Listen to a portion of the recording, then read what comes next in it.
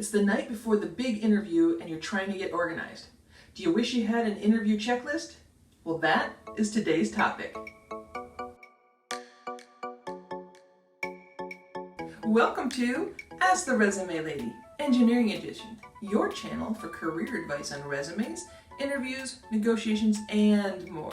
Hi, I'm Diane Karshosowski. I'm an engineering professional, and I enjoy sharing my advice so that others can grow in their career.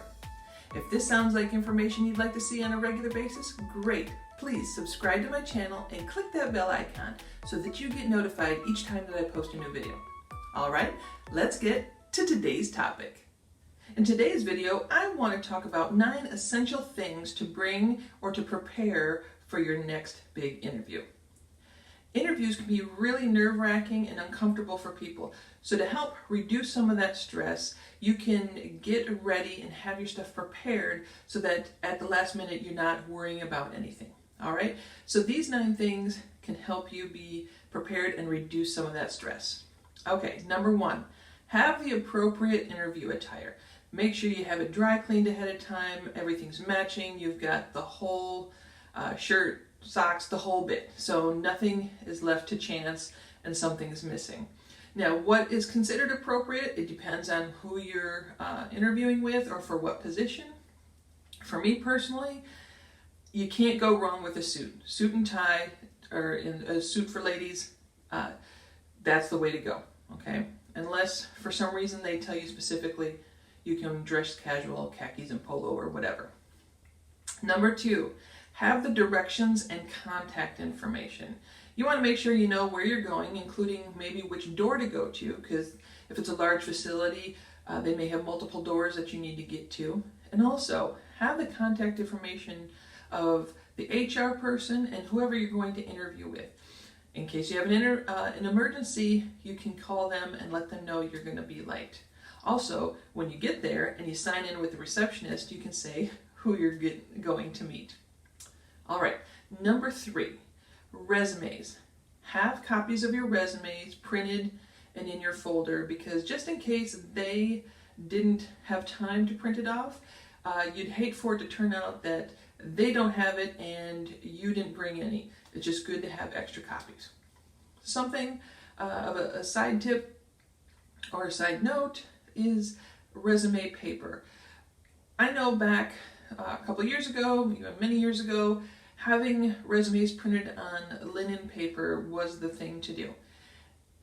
I don't think it's as important anymore, and that's what I'm seeing out there in industry, but if you want to take that extra step and print it on linen paper, I don't think you're going to lose any points, and if anything, when they've got their stack of resumes and they feel the difference, you're going to stand out a bit. Not mandatory, but you may want to consider it. Number 4, have examples for those standard questions that they're going to ask. Have your examples, your stories, I like to call them your hero stories, ready to go so that when those questions come up, you have a really good story to share. And what I mean by hero stories is a lot of times when they ask you, tell me about an experience where you failed or you succeeded, usually there's a problem that you have to overcome, and a hero story, usually they have a problem, they go through some journey, and at the end they're successful or they learn a lesson. So have your hero stories ready and prepared.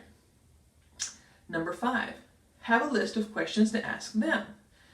It's always good practice to ask questions, because it's not just to show them that you're paying attention or that you want this. This is actually your chance to see if this is where you want to work. Just like they're asking questions to get to know you, do they want you on your team? You need to be asking questions to figure out, is this where you want to be and that you want to work for the next 3 to 8 years, okay? So have your questions prepared, written down. Another thing, number 6, have pen and paper. Because as you're going through and you ask questions or just scenarios come up or situations come up, you may want to take some notes. So have that pen and paper ready. Number 7, a list of references. It's good to have it ready. You might not need it, but make sure you have it on hand. Also, tip, Make sure whoever you put on your reference list, you have contacted them in the recent last 1 to 2 weeks, or whenever you started this current job search, to let them know, well, to ask them if it's okay for them to be a reference, and to let them know that you're actively looking and they may get some phone calls. All right. Number 8, having a folder or a briefcase or a portfolio or multiple of those. This is beneficial because it keeps it all together and you look professional. So I want to show you one that I like to use. So leather portfolio, it's great. You've got your paper and pen already here. You can even have your business cards ready if need be.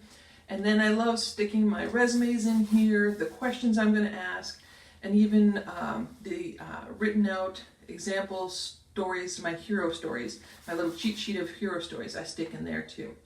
Benefit of this is that you have everything here that you need and you've kind of knocked out most of your list. So if you've got this ready, you've got most of your list ready.